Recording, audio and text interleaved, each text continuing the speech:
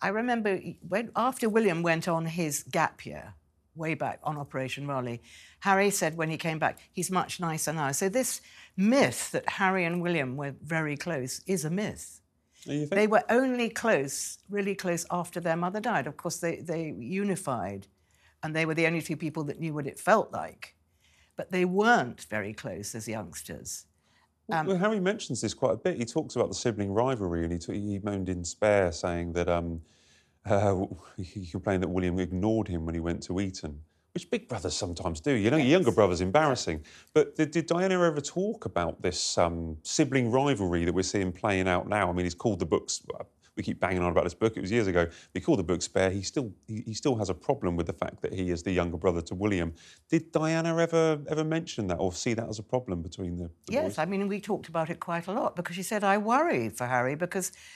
and I'm really, really careful that he's not treated differently than William because, for instance, when they used to go and see the Queen Mother, she'd pat the chair and say, come and sit here, William, and completely ignore Harry, and that really upset Diana, and that's one of the reasons she said to me she wanted him to go to Eton rather than some other school which might have suited him better. She said, you know, because she didn't want people to say he's stupid, he can't get in there. She was very concerned about his sort of feeling of inadequacy with William. So did it play out as children? Did Diana suggest that it was obvious that Harry had a problem with his older brother? Yes, even when they were very little, when William first went to Miss Minor's, which was the baby school. When Harry first went there, after William had been there, they showed the teacher there said to him, "Here, Harry, play with this clay." And so William used to be really good at this, making model figures. So Harry picked up the clay and threw it down and said, no. So from a very, very young age, Harry felt inadequate. Now, it was nothing to do with Diana, nothing to do with Charles, but it was just there. It may have been, maybe it was to do with the nannies, because, of course, I'm not talking about Barbara Barnes, who was completely brilliant, but sometimes the nanny will focus on the more important child. It's just a matter of what happens. Happened when Charles was young, and Prince Philip actually fired the nanny. But it could have been that, but he was always very conscious of being second in command. Did Diana ever suggest a way of resolving that? Did she fear for the future in any way, or did you ever discuss how she thought the boys might grow up with this kind of atmosphere? I think she feared more, as William was growing up, because he was 15 when she died. Or yes, he was 15, and Harry was 12 going on 13. She worried much more for Harry because she just wasn't sure which way he was going to go. And when he was a little boy, William used to bully him quite a lot, which is perfectly normal. And Harry would always take the blame for the scrapes they'd get into. Again, perfectly normal with young boys. But Diana was very conscious of Harry being a very sensitive child. And she wondered, what was, if it was the right school, what he was going to do? Was he going to follow his love, which was the army, even as a little boy? Mm. Well, didn't Harry always used to say that he wanted to become a police officer and protect Diana?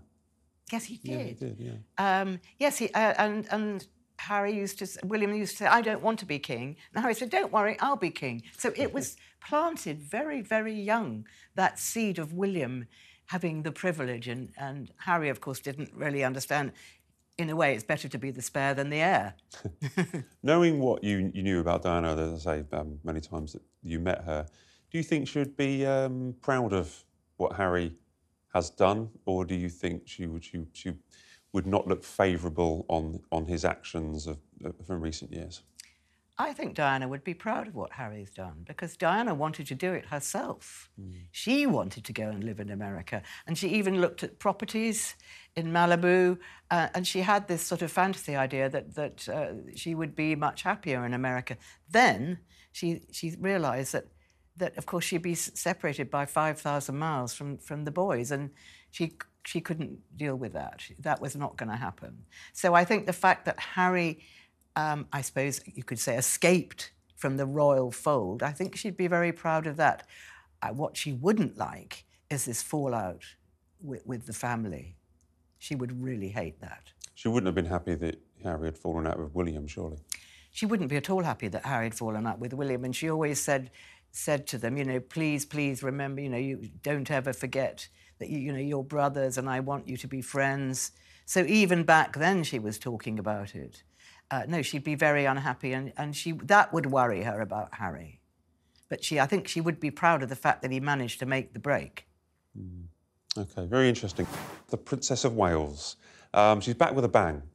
We've seen this incredible video that the palace has produced this week, in which wonderful images of the Princess of Wales with her children and William, but also wonderful words saying that she has finished her chemotherapy treatment and is intending to return to work. This is the good news that we were waiting for, isn't it, Ingrid? It certainly is. I mean, what the Princess hasn't done is actually said when she's going to come back to work, because, of course, with something like cancer, although she's finished the chemo, as she explains, it's not the end of the journey. Yeah, that was a really important message from her, wasn't it? And she was almost like speaking to other people who have cancer, and I think that's part of her journey, is to kind of communicate with other people going through similar diagnosis. I think that's what helps her do it, because she is essentially a very private person, and so to be this public and affectionate and open would not be a natural thing. But if she's doing it to help other people suffering, there's a purpose to it. There's a big purpose to it. And I understood, you know, from reading papers yesterday and the day before, that the cancer charities are very happy with what she's done, which is a real feather in her cap. Well, 100%. She's one of the most famous people in the world. So if she can get a message or a cause across, then you know, then everything, you know, everything for her. You talk about when we might see her again. So we had a briefing ahead of the video, and we did ask, why now? Why are you telling us today? Are we going to see her this week? And they said, not this week, but maybe next week, maybe the week after. So I think we will see her soon, but she is earmarking the return at Armistice Day to be at the Cenotaph and her Christmas Carol concert, but they're asking everyone not to speculate or guess, and if she does pull out of an engagement, don't get too excited. But how welcome was that video, to actually see her with the family, see her enjoying herself? How welcome was the video, Ingrid? The video was extraordinary. We'd never seen anything quite like it from a member of the royal family, and indeed a future queen, we hope. It was very slick, and it was very sort of nature-focused, because she'd talked before how nature and love had helped her with her healing, and so it was very much sort of romping through fields of corn, a bit gladiator-like, and war, you know, playing in the woods and playing on the beach at Hokum, all set in Norfolk. It was all done in Norfolk about a month ago, and so it was very moving. And then there was one bit where Kate sort of lets a butterfly out, which just happened to be conveniently sitting in her hand, lets it go. So that is a sort of signal that her healing is on the right path.